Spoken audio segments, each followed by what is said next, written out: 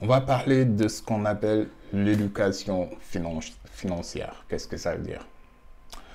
L'éducation financière, moi, li nga xamantene ni kenn du la ko jàngal ci école doo ko mës a jàng ci école et c'est super important pour une personne te loolu maam Cheikh Ibrahima Fall Lamp Baabul Mouridine am na loo xamantene ni jàngal nañ ko ci ndax yàgg nañ dégg ñuy wax ne nit ki maam Cheikh Ibrahima Fall di wax ne maanaam nit ki da ngay nangu liggéey néew bëgg-bëgg et loolu qu'est-ce que ça veut dire? Quand on prend le modèle de développement de la Chine, mais Chine ci loolu la développé et jusqu'à présent avec cette crise bi nga xamante ne nii am na léegi maa ngi dégg sax ñu naan ba moytuwul il sera le au niveau mondial léegi est-ce que nit ñi se pose la question, c'est-à-dire pour l'éducation financière, comment tu peux faire pour mettre dans la tête de la personne que da nga war a liggéey lu bari néew ay bëgg-bëgg si tu veux avancer boo bëggee jariñu si tu veux si tu veux exceller dans ton domaine. Maam Cheikh Ibrahima Fall loolu lañ jàngal yàgg nañ dégg muy wax ne nit ki quand tu veux réussir da ngay nangu liggéey néew bëgg-bëgg et ça c'est très important, c'est hyper important, ce qu'on appelle l'éducation financière. École du le mës a jàngal ce qu'on appelle l'éducation financière. École li mu lay jàngal mooy nga mën a nekk salarié mooy lan mooy nga mën a weer bu dee nga mën a jàng am sa diplôme dem liggéeyi weer bu dee ñu lay fay. École loolu la lay jàngal du le mës a jàngal que da nga war a am éducation financière, que sa xaalis management monnaie dafa am noo ko war a gérer, dafa am noo war a état d'esprit boo war a am da nga war a am benn mindset ak yeneen plusieurs choses, c'est-à-dire les bases de l'entrepreneur. École de la ko mës a jàngal donc loolu c'est très important nga xamante ne nii maam Cheikh Ibrahima Fall ba si ay waa këram loolu la instauré si ñoom. Quand on voit des gens yi nga xamante ne nii jàngal na leen lan mooy entrepreneuriat nga gis ñoo xamante ne nii ils ont fait des cultures maraîchères mu jël leen samp leen nga gis ay tailleurs muy dawal activité bi di dox di tourner mu dem investir dans des terres mais c'est ça parce que xam na ne xaalis boobu noonu kat dafa am fu mu ko war a dugal pour mu war ko mën a jural xaalis et ça c'est très important. Et que malheureusement les gens amuñu état d'esprit boobu noonu da ngay gis koo xamante ne ni am na chance am liggéey di fayeeku benn 100 000 120 000 150 000 par mois, je veux dire Sénégal c'est loolu la ñuy fay majeure partie bi mais tous les mois il est à découvert. Pour ñu xamul découvert mooy chaque mois banque bi nga nekk sa xaalis jeex na ba nga ne waa léegi lebal ma 40 000 parce que plafond bi je pense c'est 40 000 léegi lebal ma 40 000 nga xamante ne bu ma jotaatee sama virement mois prochain dañ ciy jël 40 000 man quand j'étais au Sénégal quand j'étais salarié tous les mois j'étais à découvert musul am benn mois boo xamante ne ni banque bi ameluma ko xaalis.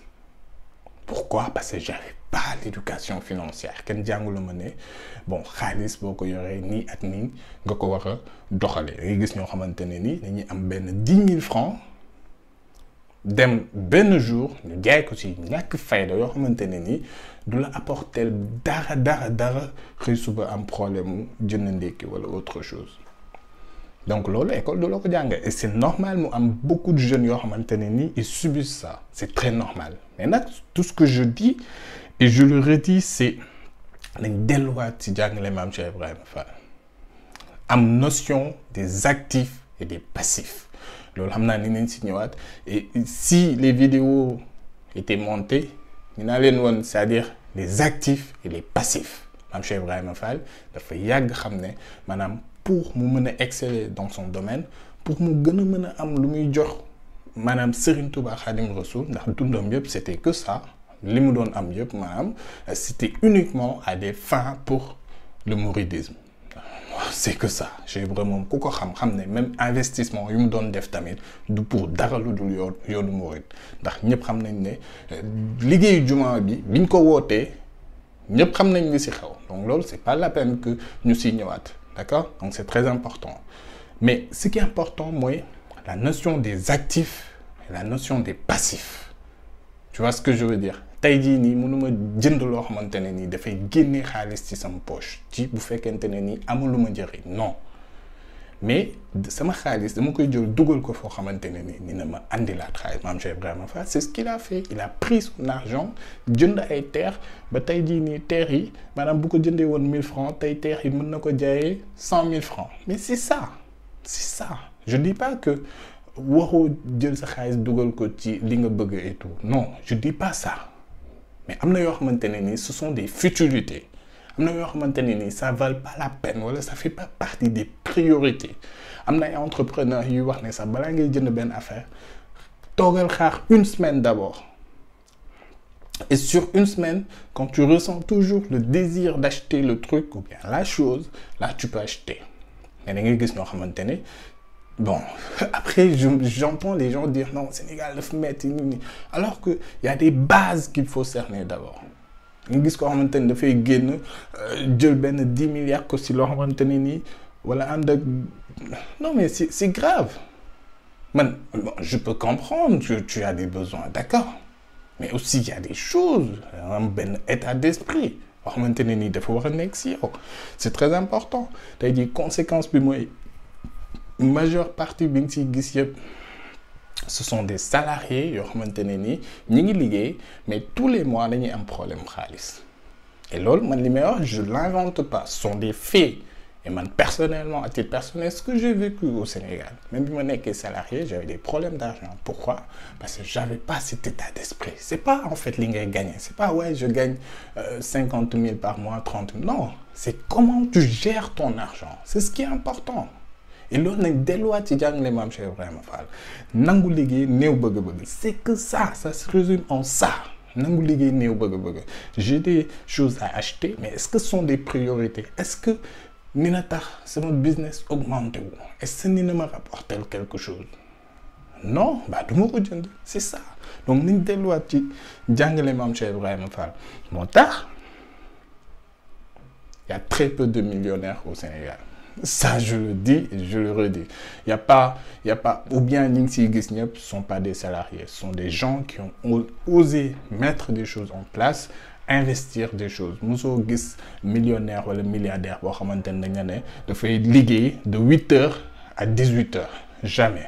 Man jusqu'ici, à ma connaissance, xaw ma benn millionnaire boo xamante ne nii il est devenu millionnaire de par liggéey 8 heures à 20 heures ou bien 18 heures. C'est uniquement le fait de sortir de sa zone de confort, pouvoir mettre des choses en place. Boy jaay pigeon, mais jaayal pigeon. Boy jaay ginaar, jaayal ginaar. Quand tu boy def agriculture, boy jaay gerte caaf, mais defal gerte caaf. Nga améliorer ko def gerte caaf boo xamante ne nii c'est pas yamul at bi ñi ngi tàmm di gis que tu te démarques dem bay def export mais c'est ça.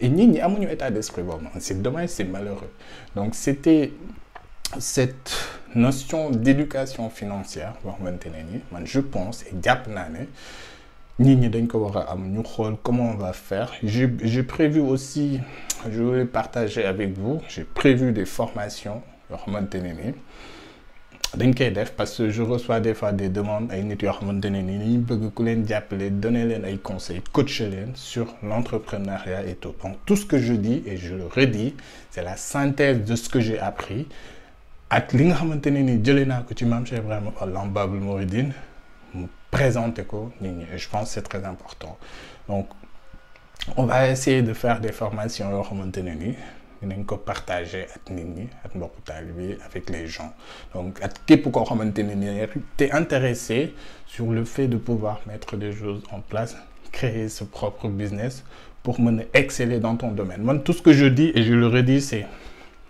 domaine boo mënti nekk dans la vie que ce soit waxuma bu ñu liggéey c'est très important parce que liggéey bi mooy tax nga mën a am investissement liggéey mooy tax mais il faut avoir l'esprit de pouvoir mettre des choses en place américains yi wax naa ko ci précédente vidéo yi dañuy liggéey mais aussi dañuy am cet état d'esprit d'entrepreneur de pouvoir mettre des choses en place donc nañ copier loolu noonu ci Mame Cheikh Ibrahima Fall rappeler wu tamit liggéey néew bëgg-bëgg c'est très important et boo demee ba am benn capital bi tu investis dans ce qui t'inspire boo bëggee jaay gerte caaf nga investir si defar ko ba mu xamante ne ni dafay moderne après pourquoi pas essayer d'exporter. Donc c'est ça. Après yaa xam domaine boo mënti donc l'idée c'est ça, c'est que ça ñu bañ a focus si benn affaire boo xamante ne nii nit ñi état bi ñooñ ko instauré te loolu amul. Vous voyez ce que je veux dire? ñoom ñoo leen gën a xam li nga xamante ne nii moo am si dëkk bi. Donc quand j'entends des gens dire état bi dañ cuune wala Macky dafa cuune wala non ils sont pas cuune ndax ku passé presque toute sa vie si benn domaine benn activité non il a une connaissance là-dessus. Entrepreneur yi dañ lay wax ne si ce domaine boo si passé 10 000 heures là tu es expert. Qu'est-ce que ça veut dire? Ça veut dire que quand tu te formes si jaay gerte pendant 10 000 heures, c'est parce que là tu deviens un expert. Donc ñi nga xamante ne ni ñoo nekk si état bi et tout passer si ay 20 ans 30 ans non ils peuvent pas être des cuune. Non c'est pas possible. Mais c'est juste que li ñu bëgg a def moom li ñuy def maanaam li nga xamante ne ni askan bi bëgg nañ ko ils vont pas le faire. Ils font ce qu'ils veulent. D'habitude ce sont des choses yoo xamante ne nii dafay nekk si suuf et nit ñi duñ ko xam. Il y a des choses yoo xamante ne nii dafay nekk si suuf des conflits c'est-à-dire si seen biir ñun duñ ko xam. Mais ils sont pas des cuune. Li ngeen di wax wala li ngeen di kii ñoom ñoo leen ko gën a xam. Mais c'est uniquement que ñoom dafa am yoo xamante ne nii buñ ko bëggee def dañ koy def am na loo xamante ne nii buñ ko bëggul def duñ ko def. C'est que ça c'est très simple moo tax bu ñu attardé aussi ay état ay kii non développer sa propre business loolu moo la si mën a génne. N'attends rien de personne. Fais ce qui t'inspire et lance-toi. Que ça dure 2 ans, 5 ans, 10 ans, 20 ans, on s'en fout. C'est pas un problème. D'accord? Lance-toi, nous continue et puis voilà, tu auras des résultats. Moi, je pense que c'est que ça. Donc, c'était la vidéo. N'oubliez pas, on avance ensemble. Allez, jaajëf.